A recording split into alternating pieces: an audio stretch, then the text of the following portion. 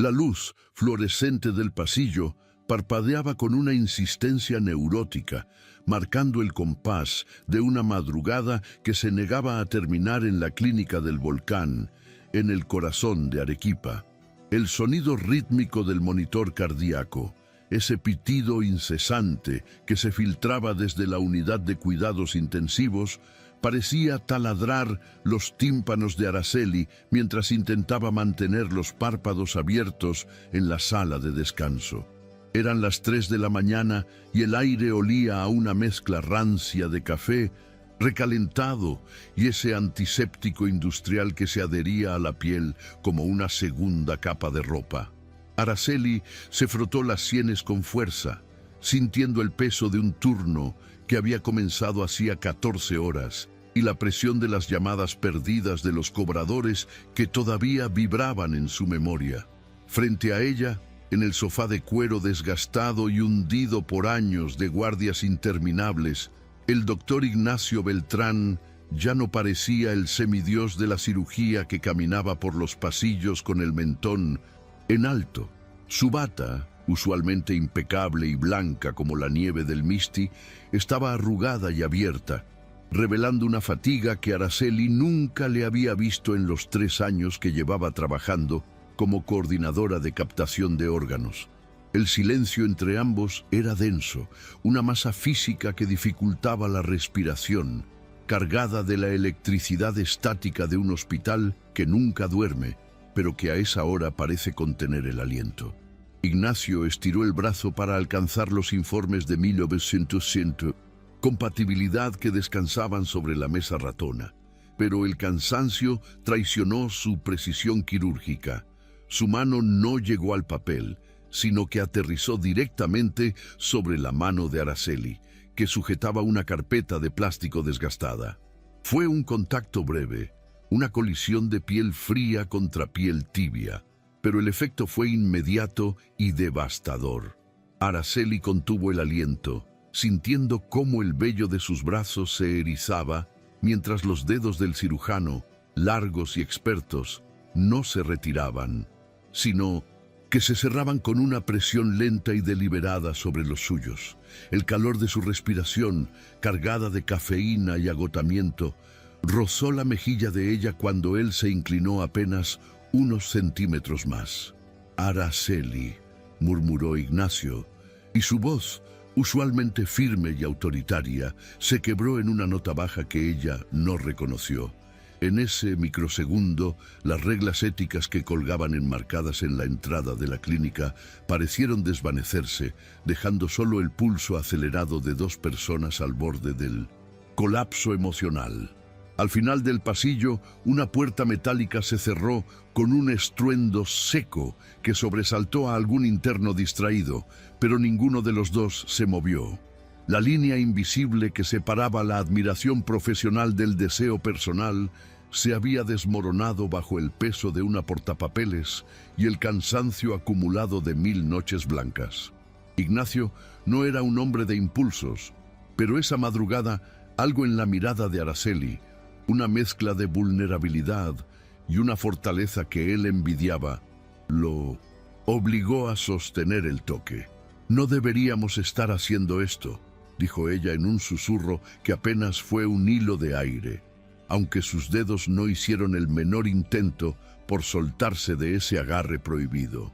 «Lo sé», respondió él, y la crudeza de su honestidad dolió más que cualquier reproche médico.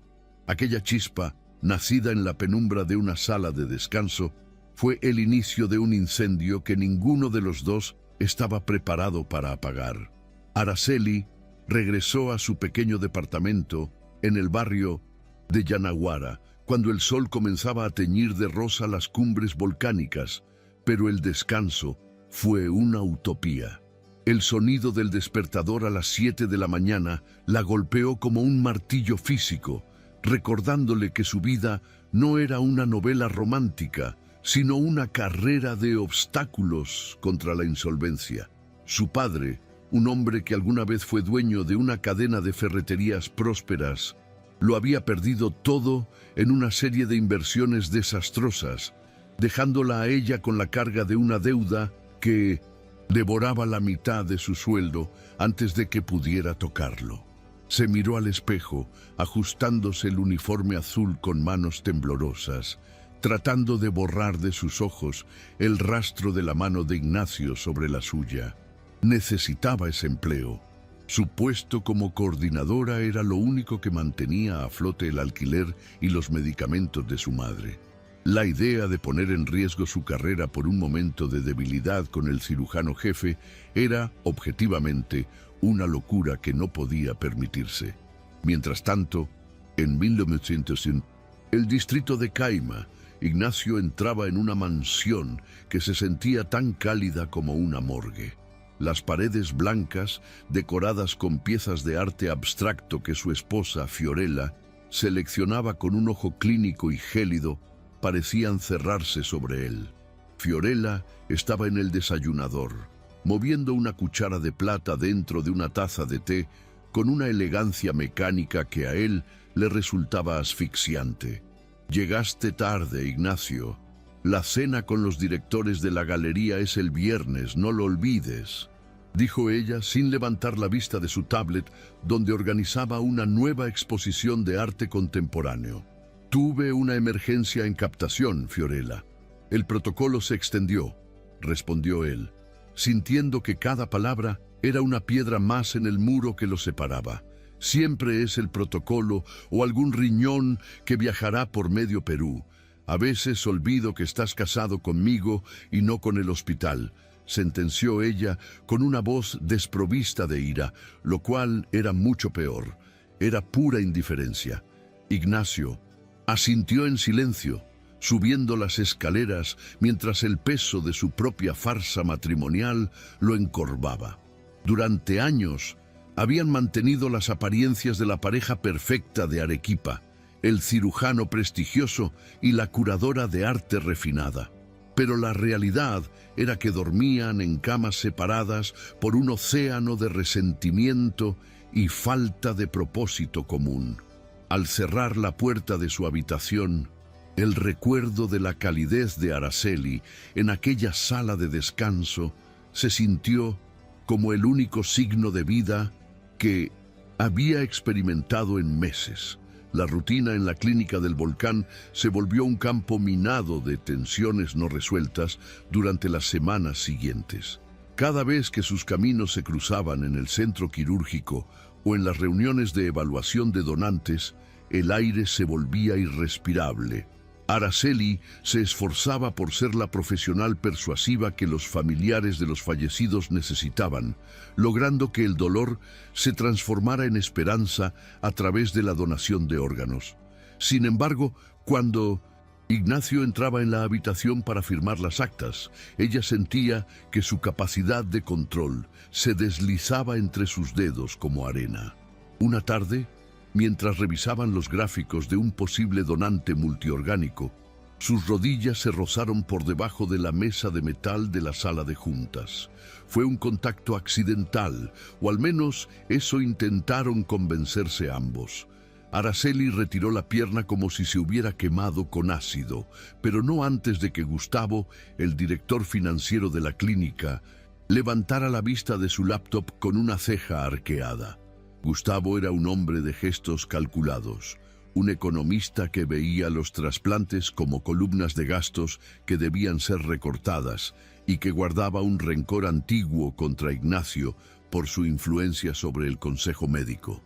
«Doctor Beltrán, parece que los informes de captación le resultan especialmente estimulantes hoy», comentó Gustavo con una sonrisa que no llegaba a sus ojos pequeños y astutos.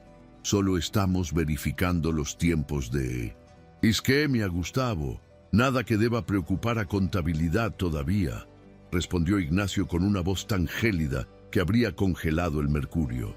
Araceli bajó la mirada, fingiendo un interés súbito en la caligrafía de sus notas, mientras sentía que el rubor subía por su cuello como una marea roja. La sospecha de Gustavo no era más que una semilla, pero en el suelo fértil de la El Chisme hospitalaria, esas semillas crecían con una velocidad aterradora. Las enfermeras, en la estación del cuarto piso, Ya habían notado que el doctor Beltrán pasaba más tiempo del necesario en la oficina de Araceli y que ella, usualmente tan centrada, cometía errores triviales en las planillas de horarios cuando él estaba cerca. El hospital era un ecosistema pequeño y cruel, donde el prestigio de un hombre podía protegerlo, pero donde una mujer en la posición de Araceli siempre era el eslabón más débil. Una noche de lluvia torrencial, de esas que transforman las calles de piedra de Arequipa en ríos, embravecidos, un accidente masivo en la carretera hacia Puno saturó las emergencias de la clínica. El caos era absoluto. Araceli corría de una cama a otra, coordinando con los equipos de Lima para el transporte de órganos, mientras Ignacio operaba sin descanso en el quirófano principal. Cerca de las 4 de la mañana se encontraron frente a la máquina expendedora de café, la única fuente de consuelo en medio de la tormenta. «No puedes seguir así, Araceli. Estás pálida», dijo Ignacio, colocando una mano en el hombro de ella, olvidando por un momento dónde estaban. «Es el trabajo, doctor. Usted sabe mejor que nadie que el tiempo es nuestro peor enemigo aquí», respondió ella, aunque no se apartó de su toque. «Hablo de nosotros, de esto que estamos intentando ignorar mientras el mundo se cae a pedazos», insistió él, acortando la distancia. En ese momento, la puerta de la sala de medicamentos, situada justo al lado, se abrió con un crujido. Araceli reaccionó con la agilidad de Meiji, quien vive con miedo, empujando a Ignacio hacia el hueco de la pared, justo antes de que una jefa de enfermeras pasara con un carrito de sueros. Se quedaron allí, atrapados en un espacio de apenas 30 centímetros, con el pecho de él contra el de ella y la respiración de ambos mezclándose en el aire frío.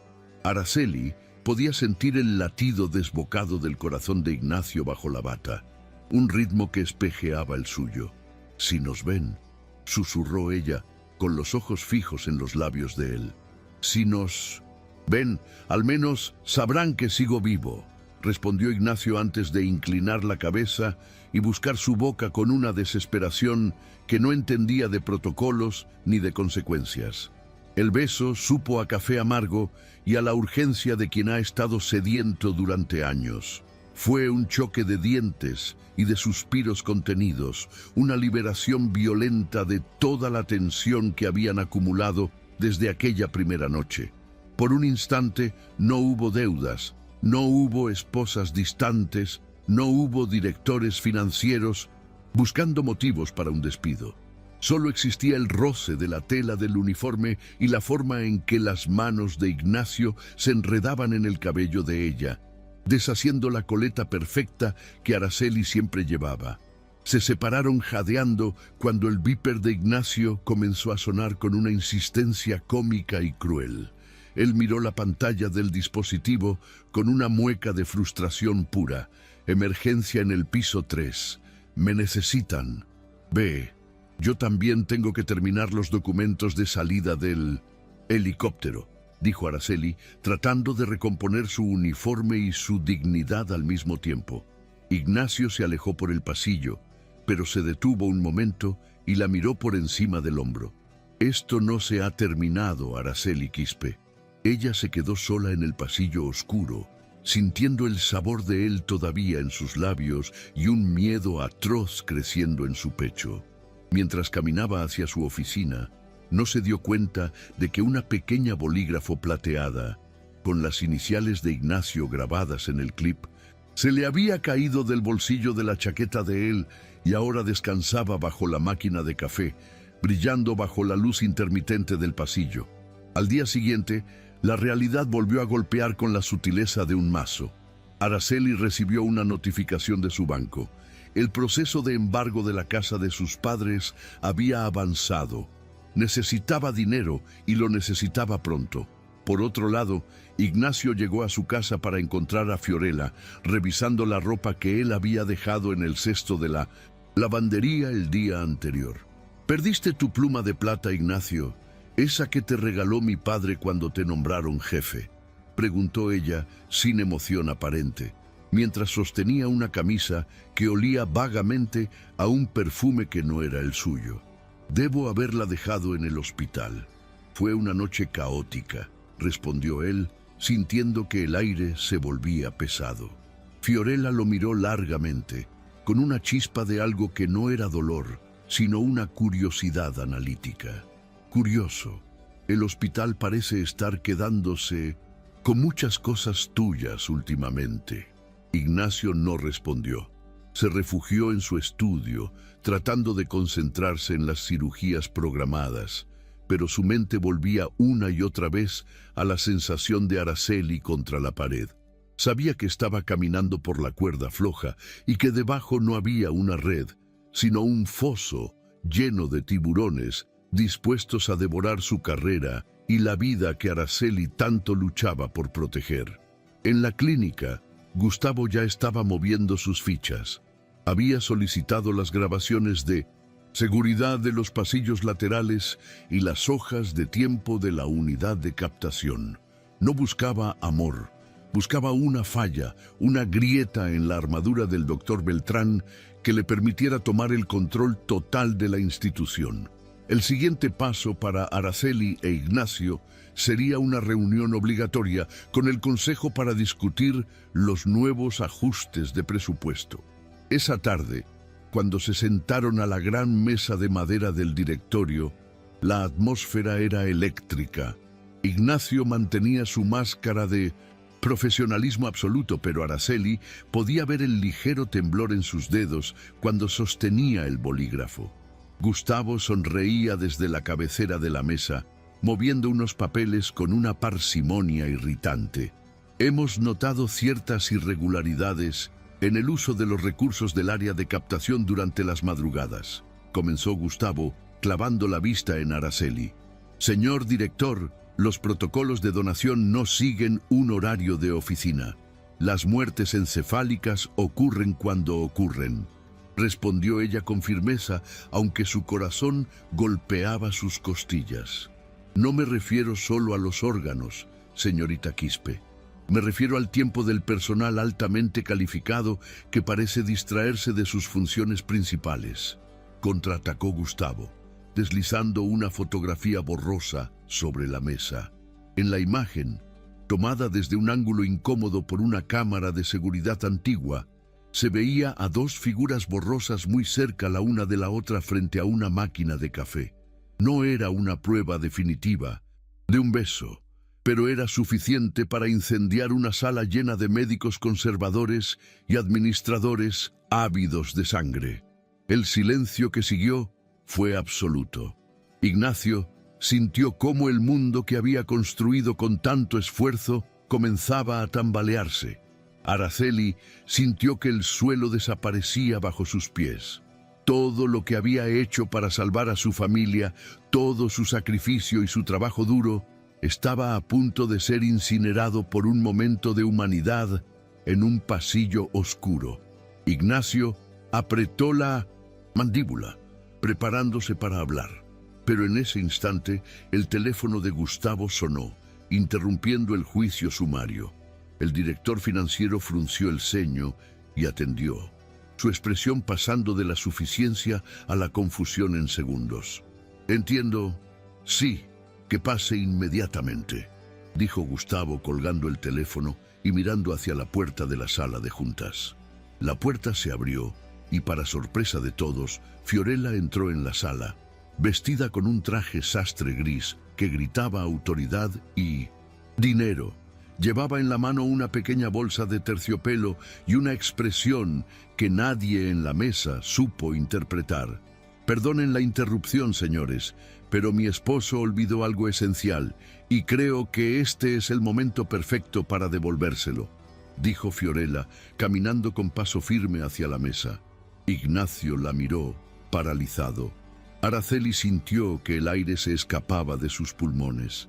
Fiorella dejó caer la bolígrafo plateada sobre la mesa de madera, justo encima de la foto borrosa que Gustavo había presentado como evidencia. El sonido del metal contra la madera resonó como un disparo en la sala silenciosa. «La encontré en tu coche esta mañana, Ignacio», Debió caerse cuando me dejaste en la galería ayer, ¿no es así?, dijo ella, fijando sus ojos en los de su marido con una intensidad que él no pudo descifrar. Ignacio tardó un segundo en reaccionar, pero captó el salvavidas que su esposa, de forma inexplicable, le estaba lanzando frente al consejo. «Sí, gracias, Fiorella. Debió ser eso», respondió él, con la voz apenas audible. Gustavo miró la pluma y luego a Fiorella, sintiendo que su trampa perfecta acababa de ser saboteada por la persona menos esperada. Fiorella no se detuvo allí. Giró la cabeza y miró directamente a Araceli, quien estaba pálida como el papel. «Usted debe ser la señorita Quispe, la coordinadora. He oído mucho sobre su impecable trabajo salvando vidas.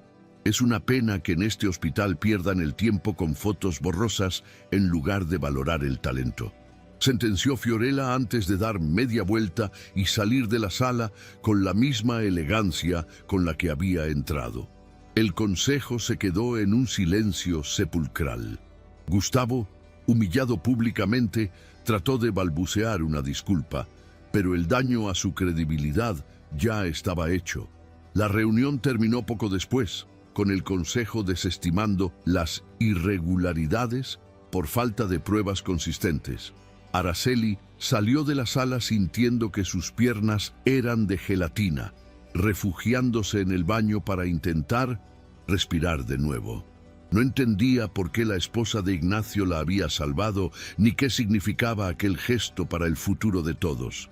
Lo que Araceli no sabía era que, para Fiorella, aquella pluma no era un símbolo de traición, sino la llave de su propia celda. En el pasillo, Ignacio alcanzó a su esposa antes de que llegara al ascensor. «¿Por qué lo hiciste, Fiorella?», preguntó él tomándola del brazo con suavidad. Fiorella se soltó suavemente y lo miró con una tristeza que por fin era visible detrás de su máscara de hielo.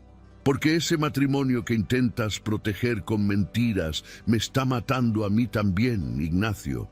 Y porque esa chica, ella te mira como si fueras la cura para todos sus males.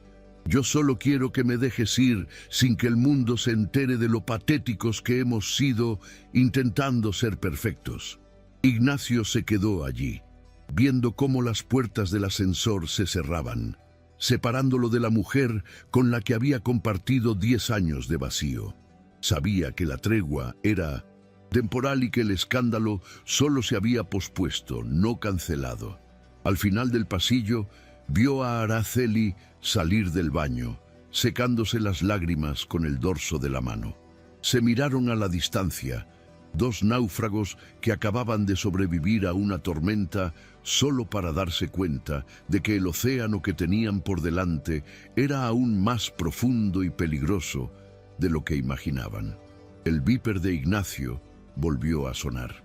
La calma después de la tormenta en la sala del directorio no fue más que un espejismo, una tregua frágil que se deshizo en cuanto Araceli cruzó el umbral de su oficina. El aire allí dentro parecía más pesado, cargado con el aroma de los expedientes acumulados y el zumbido constante de su computadora vieja. Se dejó caer en la silla, sintiendo que sus huesos eran de cristal y que cualquier movimiento brusco la haría añicos frente a la pila de deudas que aguardaba sobre su escritorio. Cerró los ojos, pero la imagen de Ignacio contra la pared de la sala de medicamentos se proyectó con una nitidez dolorosa detrás de sus párpados. Aquella tarde el hospital se sentía distinto.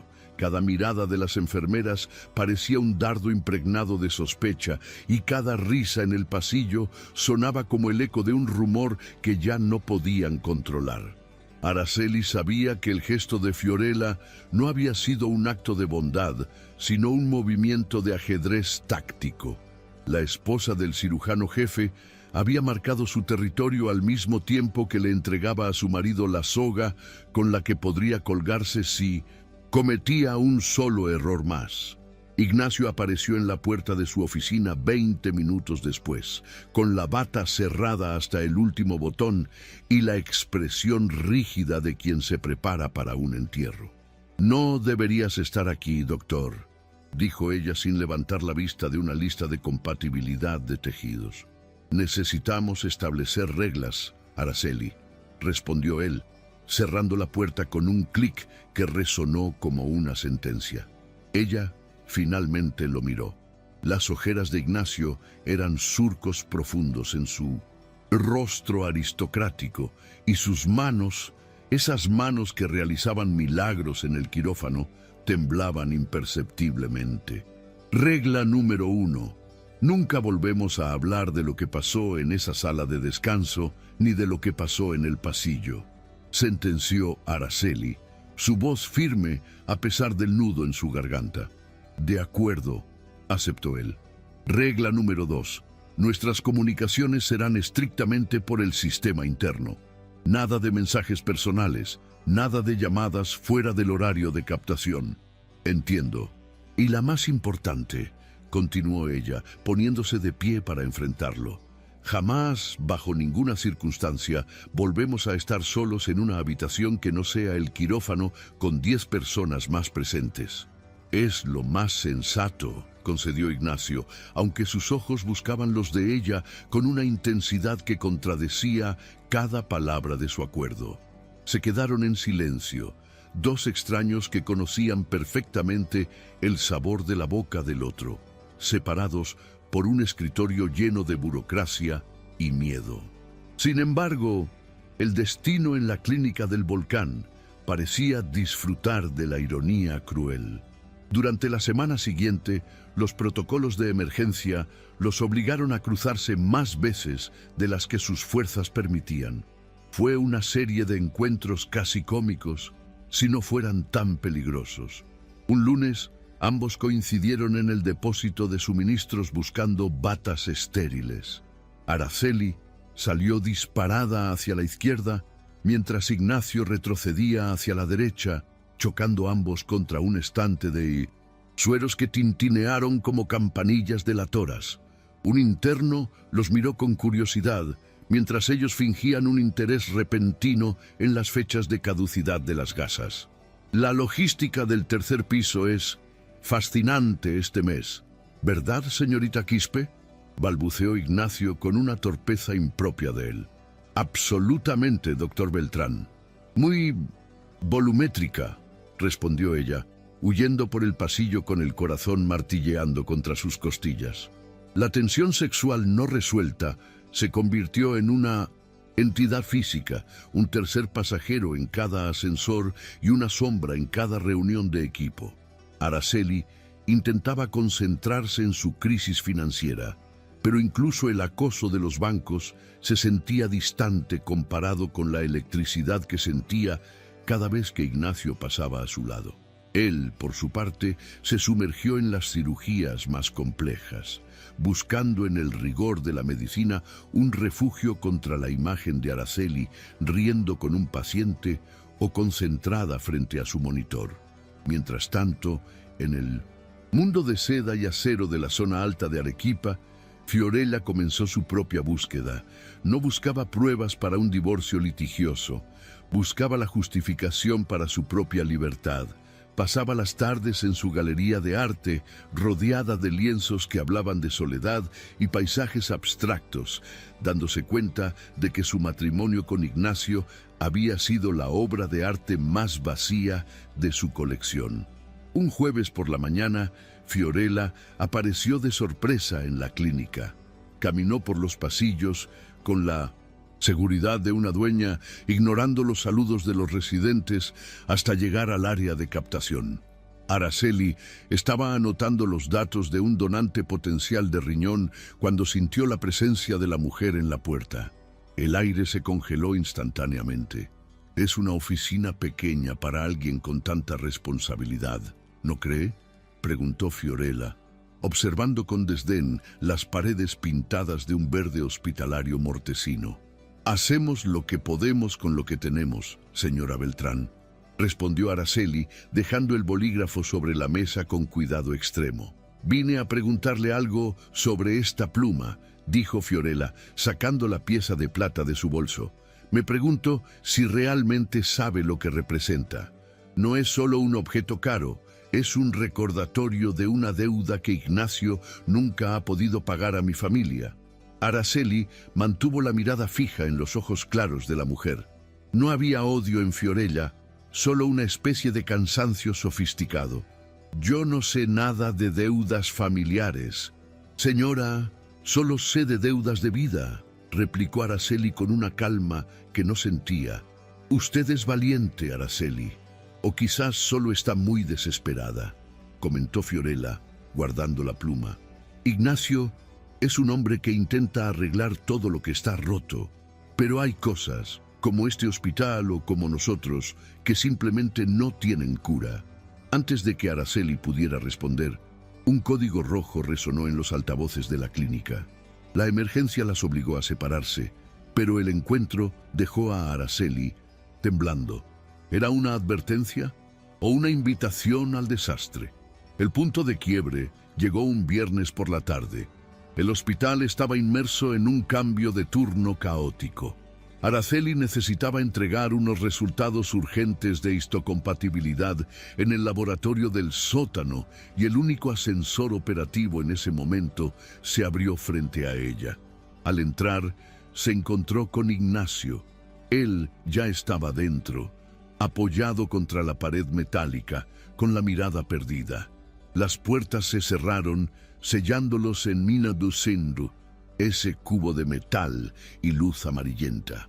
El ascensor bajó 2 pisos y con un gemido mecánico y una sacudida violenta se detuvo en seco entre los niveles. Las luces parpadearon y se apagaron, dejando solo el resplandor rojo de la señal de emergencia. «No puede ser», susurró Araceli, pulsando el botón de alarma con desesperación. «Está bloqueado. El sistema eléctrico de esta ala es un desastre desde hace meses», dijo Ignacio, su voz sonando demasiado cerca en la oscuridad. El silencio que siguió fue denso, cargado de todo lo que habían intentado enterrar bajo sus reglas. El calor corporal de Ignacio parecía irradiar hacia ella, acortando la distancia que el protocolo exigía. Podía oír su respiración, un poco más rápida de lo normal, y el roce de su bata contra el metal. «Araceli, no puedo seguir fingiendo que eres solo una colega», murmuró él, y su mano encontró el hombro de ella en la penumbra. «Ignacio, por favor», suplicó ella, pero su cuerpo no se alejó. Él la atrajo hacia sí con una lentitud tortuosa. El beso fue inevitable, una colisión de labios que buscaban consuelo y verdad en medio del caos. Ignacio la presionó contra la pared del ascensor, sus manos recorriendo la línea de su espalda con una urgencia contenida durante semanas. Araceli enredó sus dedos en el cuello de su bata, tirando de él, sintiendo que en ese espacio confinado el resto del mundo, las deudas, la esposa, el consejo médico, simplemente dejaba de existir. La pasión era un lenguaje que ambos hablaban, con fluidez desesperada. Sus respiraciones eran los únicos sonidos en el hueco del ascensor, jadeos cortos que se cortaban con cada nuevo contacto de piel. Justo cuando Ignacio bajaba el cierre de la chaqueta de Araceli y sus labios se desplazaban hacia el hueco de su cuello, un golpe seco resonó desde el techo del ascensor. «Hola, ¿hay alguien ahí abajo? Me he perdido y no encuentro la cafetería», gritó la voz chillona de un paciente anciano que por alguna razón estaba vagando cerca de las puertas del piso superior. El momento se rompió como un espejo golpeado por una piedra. Se separaron de un salto, arreglándose la ropa con una torpeza febril mientras el corazón les martilleaba en las sienes. «Sí, estamos aquí. Llame a mantenimiento», gritó Ignacio, tratando de recuperar su voz de mando mientras se pasaba la mano por el cabello revuelto. Araceli se apoyó en la esquina opuesta, tratando de calmar su respiración y el rubor que ardía en sus mejillas. El ridículo de la situación, interrumpidos por un paciente desorientado en medio de un arrebato de pasión prohibida, fue el recordatorio más crudo de los riesgos que estaban corriendo. 15 minutos después, Las puertas se abrieron manualmente y fueron recibidos por un equipo de mantenimiento y 3 enfermeras curiosas. Salieron por separado, con expresiones de seriedad fingida, pero Araceli sabía que las miradas que intercambiaron las enfermeras eran cuchillas afiladas. El rumor ya no era una semilla, era un árbol que proyectaba una sombra oscura sobre sus carreras. Gustavo, el director financiero, no perdió el tiempo. Al lunes siguiente, Araceli encontró un sobre formal sobre su escritorio. Una auditoría externa de recursos humanos había sido solicitada para revisar irregularidades en las escalas de compensación y horas extra del departamento de captación. Era un ataque directo. Gustavo no podía probar el romance, pero podía asfixiar a Araceli financieramente hasta que ella misma renunciara o cometiera un error fatal. Esa misma tarde, el director la citó en su oficina vidriada. «Señorita Quispe, hemos notado que sus horarios coinciden sospechosamente con las guardias extendidas del doctor Beltrán», dijo Gustavo, jugueteando con un abrecartas de bronce. «Incluso en días donde no había procesos de captación activos. El trabajo administrativo no siempre depende de que haya un donante en la mesa, señor», respondió ella, manteniendo la espalda recta a pesar del pánico que le atenazaba el estómago. «Ya veo, es una lástima. El hospital está bajo mucha presión para reducir costos y cualquier indicio de favoritismo profesional es motivo de despido inmediato y pérdida de la licencia», amenazó él con una sonrisa gélida. Araceli salió de la oficina sintiendo que el mundo se le venía encima. Si perdía ese empleo, su familia quedaría en la calle. Desesperada, buscó a Ignacio al final del día. Lo encontró en la azotea del hospital, un lugar azotado por el viento helado que bajaba de los Andes. Él estaba allí, fumando un cigarrillo prohibido mirando las luces de Arequipa. «Gustavo va por nosotros, Ignacio. Ha empezado la auditoría», dijo ella, acercándose. Él suspiró, el humo desapareciendo en el aire frío. «Lo sé. A mí me han notificado que mi promoción a la dirección general está en suspenso hasta que se aclare mi situación personal. Esto es mi culpa. Debí haber sido más fuerte», se lamentó Araceli, abrazándose a sí misma para protegerse del frío. Ignacio se acercó y la tomó de las manos. «No, Araceli. La culpa es de este sistema que prefiere las mentiras perfectas a la verdad. Pero no voy a dejar que te hundas». «¿Qué vas a hacer?», preguntó ella con miedo. «Lo que debí hacer hace mucho tiempo», respondió él con una determinación que la asustó. Esa noche, Ignacio llegó a su casa y encontró a Fiorella en el estudio. No hubo gritos ni escenas dramáticas. Se sentó frente a ella, todavía con el olor del hospital en la ropa. «Fiorella, tenemos que hablar, de verdad», comenzó él. Ella levantó la vista de su libro. «Si vas a pedirme perdón, ahórratelo, Ignacio. Ya hemos pasado por eso. No voy a pedirte perdón por amar a alguien más. Voy a pedirte que nos dejemos de mentir.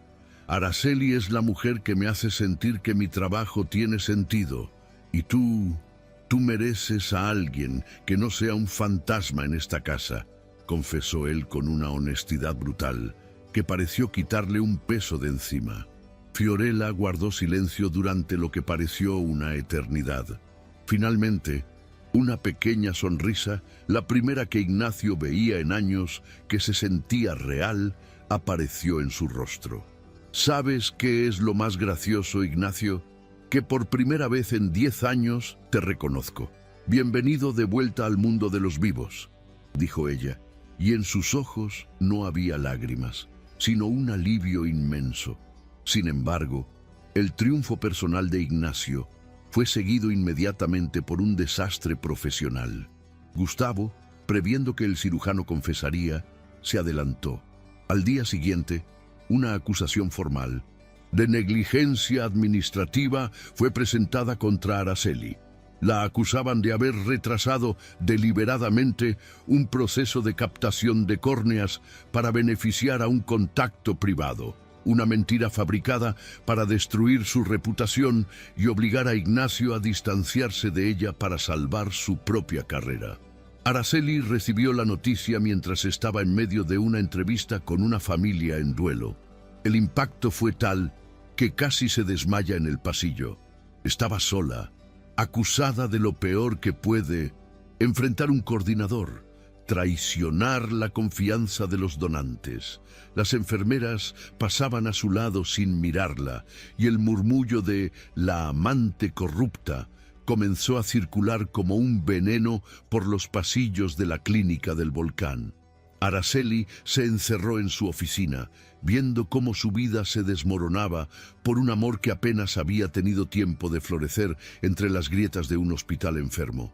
Ignacio, al enterarse de la acusación, sintió una furia que nunca antes había experimentado. Sabía que Gustavo estaba usando a Araceli como un escudo humano para llegar a él. El simposio estatal de ética médica, donde Ignacio debía ser nombrado director, era en 2 días. Gustavo planeaba usar ese escenario para exponer la corrupción de la unidad de captación y humillarlos frente a toda la élite médica de Perú. Ignacio llamó a Araceli a su teléfono personal esa noche. «No te rindas, Araceli. Quédate en casa mañana. No hables con nadie del hospital», le ordenó él. «Me van a quitar todo, Ignacio. Mi carrera, el dinero para mi padre, todo», sollozó ella al otro lado de la línea. «Confía en mí. Por una vez en tu vida, deja que alguien pelee por ti», dijo él antes de colgar. Ignacio pasó la noche entera revisando los archivos financieros que Fiorella, en un acto final de complicidad liberadora, le había ayudado a obtener de las cuentas ocultas de la galería que Gustavo usaba para lavar comisiones de proveedores médicos. El tablero estaba listo. La verdad estaba a punto de salir a la luz, pero el precio sería la destrucción total de la vida tal como la conocían.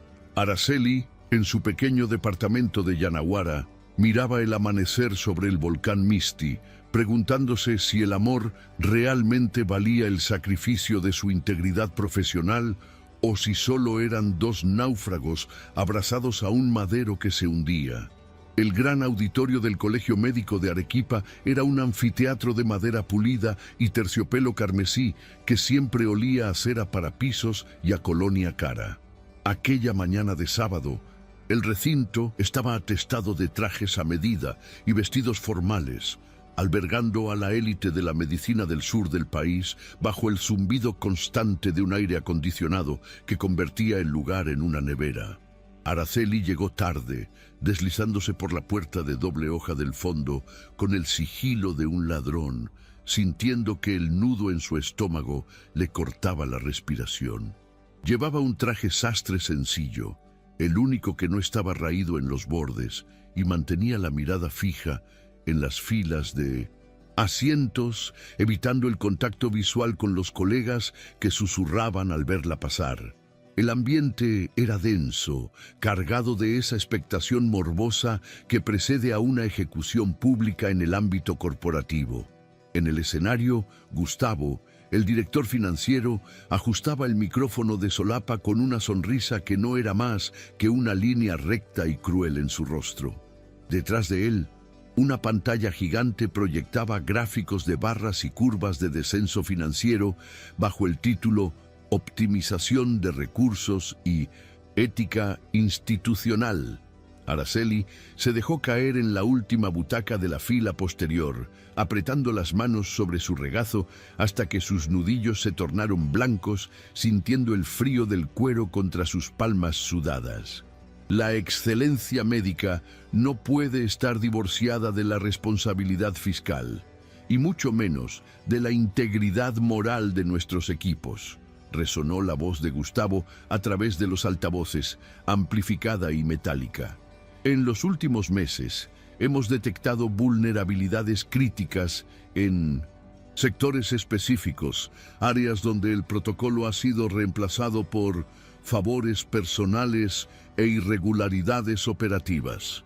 Araceli tragó saliva con dificultad, sintiendo que la tela de su camisa se adhería a su espalda fría. Gustavo no la miraba directamente, pero sus palabras eran proyectiles teledirigidos hacia su reputación.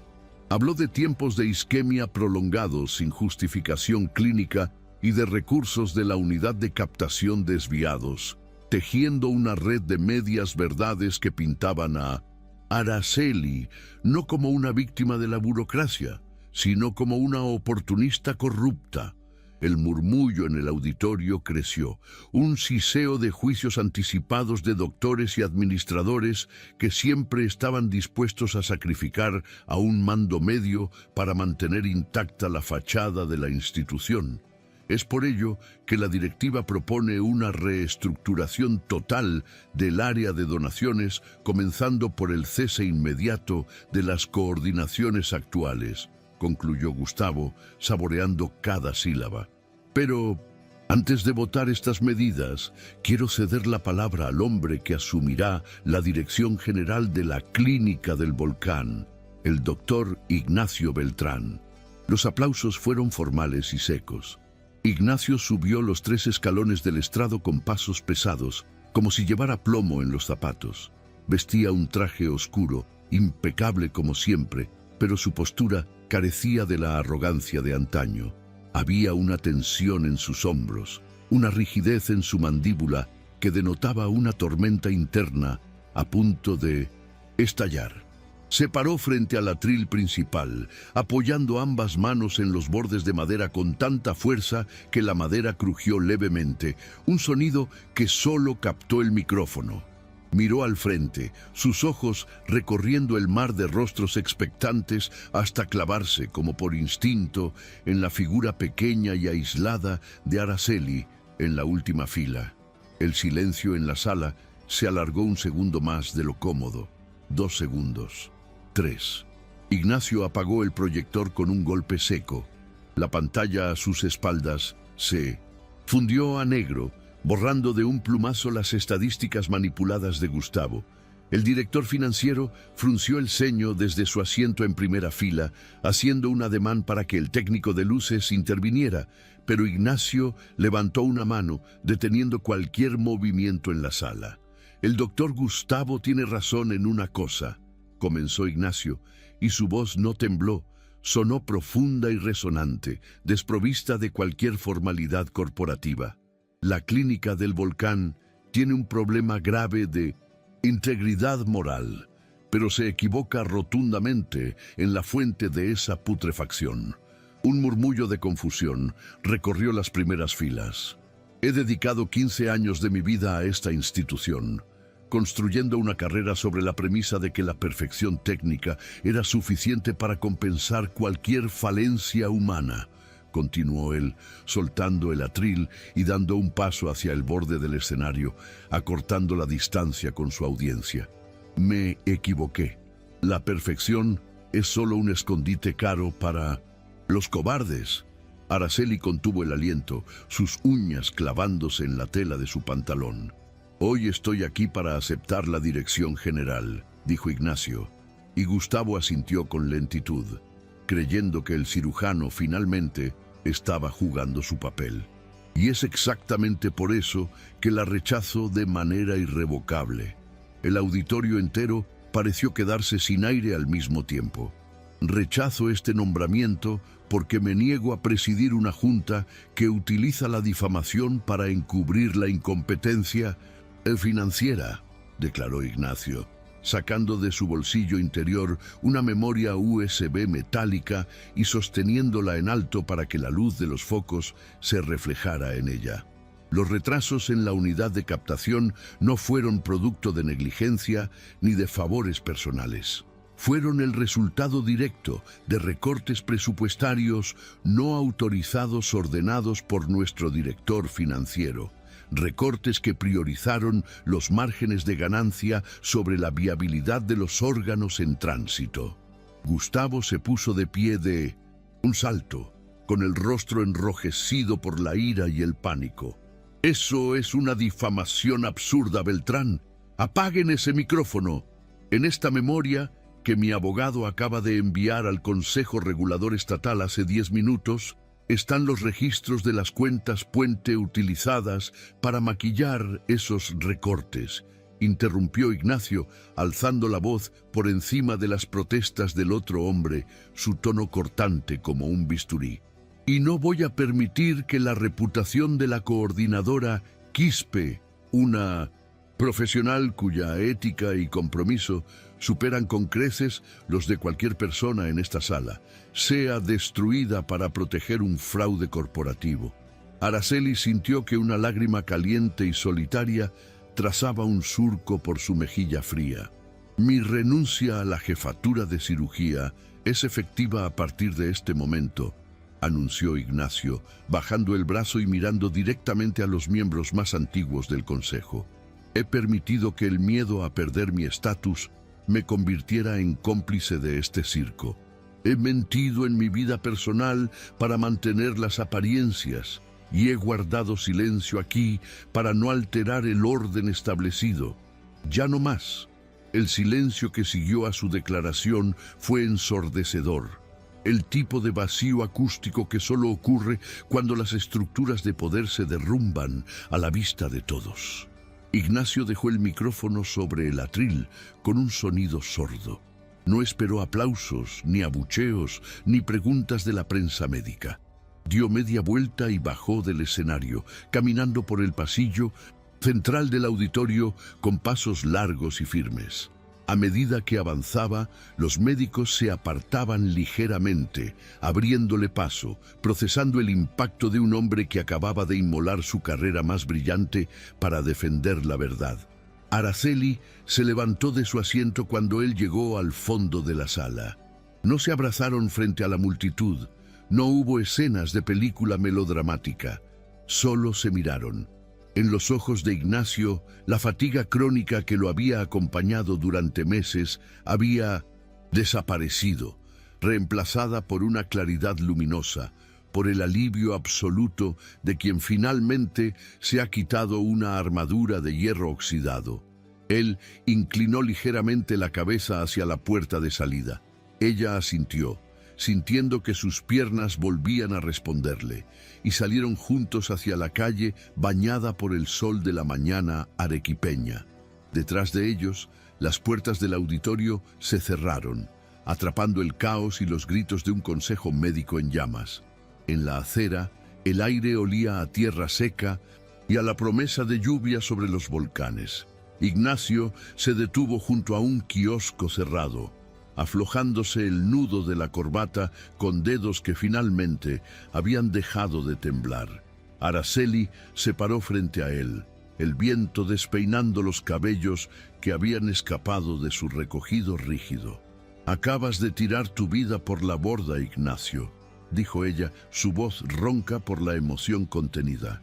«No, Araceli», respondió él, la comisura de sus labios curvándose en una sonrisa pequeña pero genuina.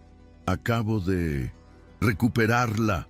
Levantó la mano y con el pulgar limpió el rastro húmedo que la lágrima había dejado en la mejilla de ella.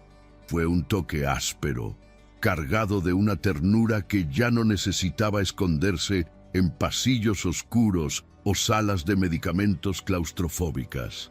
Araceli cerró los ojos ante el contacto, soltando todo el aire que había retenido durante semanas, dejando que el calor de la mano de él anclara su cuerpo a la realidad.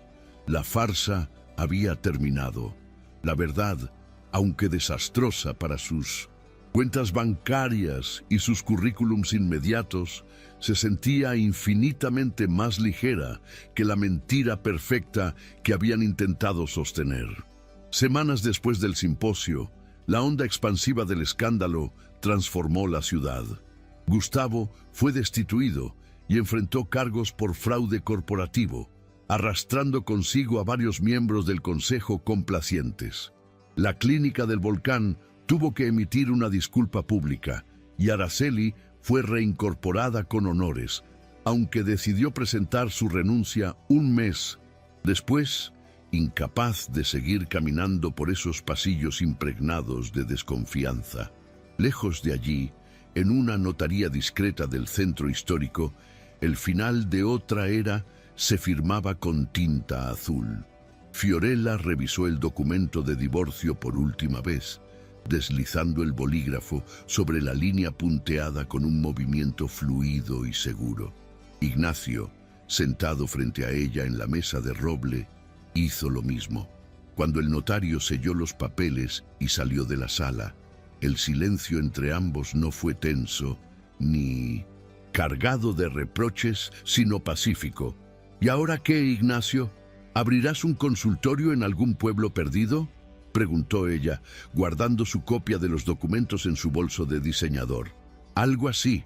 Un policlínico en Sachaca. Menos prestigio, más medicina real, respondió él, observando a la mujer que había sido su esposa con un respeto renovado. ¿Y tú? ¿La galería? La cierro el viernes, dijo Fiorella, y por primera vez sus ojos brillaron con entusiasmo real. Voy a abrir un taller de curaduría independiente en Lima, sin socios, sin el dinero de mi familia, solo yo y el arte que realmente me importa. Se pusieron de pie. Ignacio le extendió la mano, un gesto formal que ella ignoró, acercándose para darle un abrazo breve y firme. Era el abrazo de dos sobrevivientes de un naufragio mutuo, reconociendo que el fin de su error compartido era el mejor regalo que se habían hecho en una década. Buena suerte, Ignacio, susurró ella. Vuela alto, Fiorella, respondió él. 6 meses después. El sol de las 9 de la mañana se filtraba por las persianas a medio cerrar de un apartamento en el segundo piso, en un barrio tranquilo donde el alquiler no asfixiaba los sueldos. El lugar era pequeño, un poco desordenado, con pilas de libros médicos mezclados con folletos de administración hospitalaria sobre una mesa de centro de madera barata. Olía a tostadas ligeramente quemadas y a café recién hecho, un aroma denso y reconfortante que nada tenía que ver con las máquinas expendedoras de los hospitales.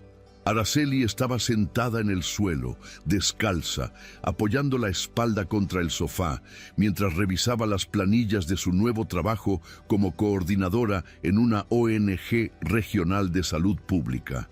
Llevaba una camiseta gastada que le quedaba grande y el cabello suelto, cayendo en ondas naturales sobre sus hombros. La puerta de la habitación se abrió e Ignacio salió, con el pelo revuelto por el sueño y unos pantalones de pijama de algodón.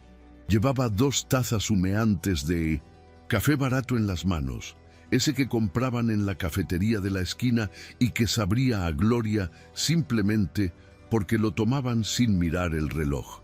Se sentó en el suelo junto a ella, entregándole una de las tazas y apoyando su hombro contra el suyo.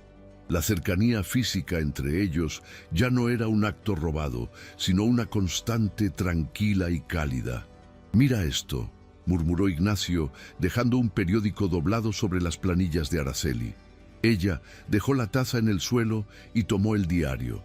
En la sección de 1960, Cultura, una fotografía a media página mostraba a Fiorella, sonriendo con una naturalidad deslumbrante, rodeada de esculturas de vanguardia.